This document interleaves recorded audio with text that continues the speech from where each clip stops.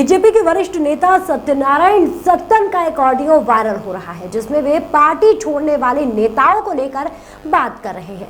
उनका कहना है कि पार्टी के भीतर सब कुछ ठीक नहीं है और उन लोगों को दरकिनार किया जा रहा है जिनके दम पर पार्टी आज इस स्थिति में पहुंची है।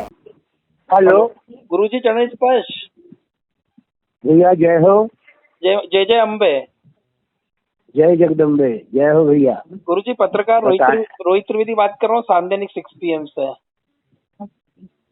हाँ बताएं।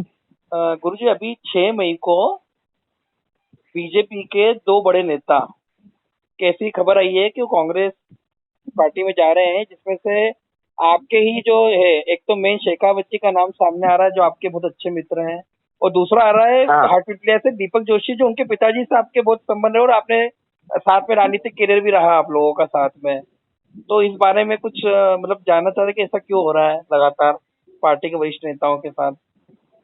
भारतीय जनता पार्टी का जो रुख है जी, वो रुख अपने पुरातन नेताओं की अवहेलना का बन गया है और ऐसी स्थिति में ये 2 तो नहीं जा रहे हैं, ये 2 जाएंगे तो इसके अलावा और भी 100 जाएंगे। जी जी।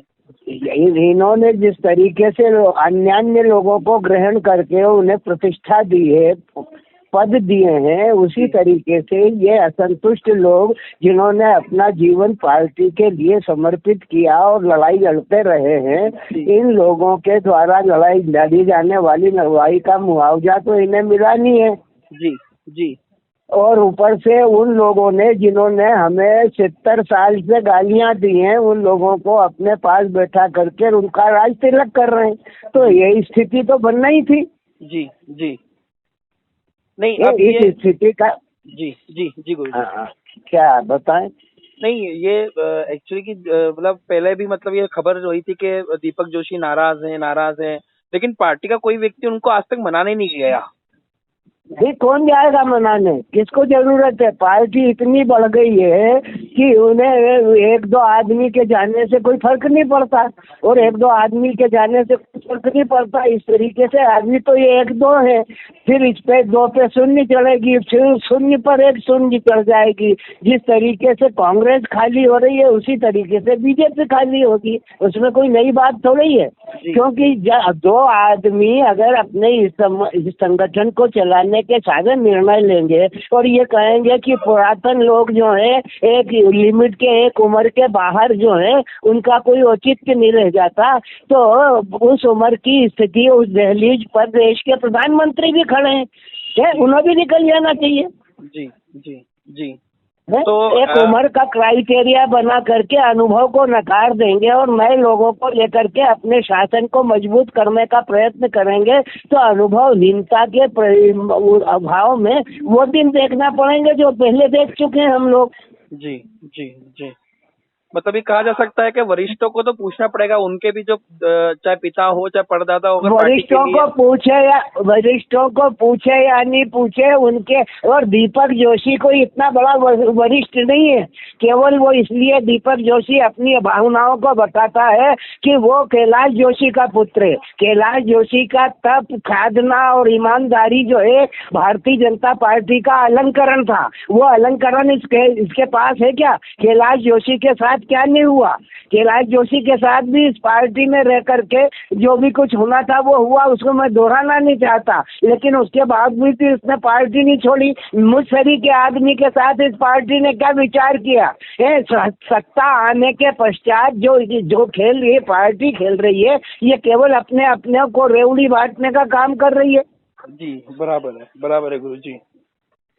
है जो अनुभवहीन लोगों को लगा करके बिठा दिया है, जो विद्यार्थी परिषद से आए हुए लोग हैं, उन्हें राजनीति के पुरातन का जनसंघ से लगा करके अभी तक के इतिहास की जानकारी नहीं है। भारतीय जनता पार्टी के इस आयाम को देख करके वो अपना जो नवोदित जो नए सरकार में बैठे हुए हैं वो अपना खेल बता रहे हैं और प्रशिक्षित को दबा करके रखने में वो दोनों कामयाब हैं, जिनका नाम प्रधानमंत्री जी और शाह साहब है। जी जी जी जी गुरु जी। पार्टी में अगर भंवर सिंह जाते हैं तो ऐसे कई भंवर सिंह जाएंगे जी जी जी गुरुजी। हैं जी, जिनके पास विवेक है, जो राजनीति में वर्क करना चाहते हैं, ऐसे लोगों को अगर ये निरादरत करेंगे, जिन्होंने संगठन के लिए अपने आप को समर्पित किया है, अपने कई कष्ट भेजे हैं, जिस पीढ़ी को ये सम्मानित कर रहे हैं, इनने तो जेल का मुंह ही नहीं देखा है। और हम लोगों ने कितनी कितनी यातनाएं सहन करी हैं, उस बात को समझने की ताकत इनके पास है क्या? जी बराबर है, बराबर है। बस यही जानना चाह रहा था गुरुजी के लगातार जो है वरिष्ठों की अवहेलना तो हो ही रही है, और फिर अब इस तरह से जो खबरें आ रही है तो इसमें कहीं ना कहीं ऐसी पीड़ा भी अरे सामने आ रही है। खबरें तो यहाँ तक आ रही है कि सर्टिफिकेट झूठे हैं, खबरें तो ये तक आ रही है कि झूठ बोल करके अपने आप को ये कर रहे हैं। तो इन खबरों का क्या है? खबर खबर है, लेकिन यथार्थ को नकारने की ताकत किसी के पास नहीं। ये बात सही है, और यथार्थ वाली बात आप कहते हैं गुरुजी, ये बात भी पक्की है। जो सच अच्छा, सच को सच कहने की ताकत रखते हैं। हाँ बिल्कुल, मैं तो आप झूठ बोलने का काम ही नहीं है, जो यथार्थ है वो बयान करना चाहिए। इस पार्टी को खड़ा करने के लिए बहुत सारे लोग जो है मर मिट गए हैं, खैर जो हैं और जो हैं उनकी कोई नाकदरी है। जी जी गुरुजी। और अनुभवहीन लोग जो हैं उन अनुभववानों को अनुभव बांट रहे हैं। जी ये सबसे बड़ी बात। जी जी गुरुजी। जी जी गुरुजी, जी गुरुजी धन्यवाद जी आपका। जी बहुत बहुत शुक्रिया। जय हो, जय हो, जय हो, जय हो। तो वहीं अब ऑडियो के वायरल होने के बाद बीजेपी के वरिष्ठ नेता सत्यनारायण सत्तन को मुख्यमंत्री शिवराज सिंह चौहान ने भोपाल बुलाया है।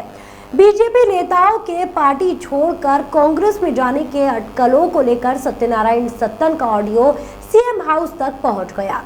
इसमें सत्तन गुरु ने पार्टी में वरिष्ठ नेताओं की उपेक्षा जाहिर की। सीएम के बुलावे के बाद सत्यनारायण सत्तन शनिवार को भोपाल जाएंगे। उन्होंने कहा कि सीएम शिवराज ने उन्हें फोन कर बुलाया है, भोपाल मिलने बुलाया है। सत्तन गुरु ने कहा सीएम हाउस जाकर अपनी बात रखूंगा।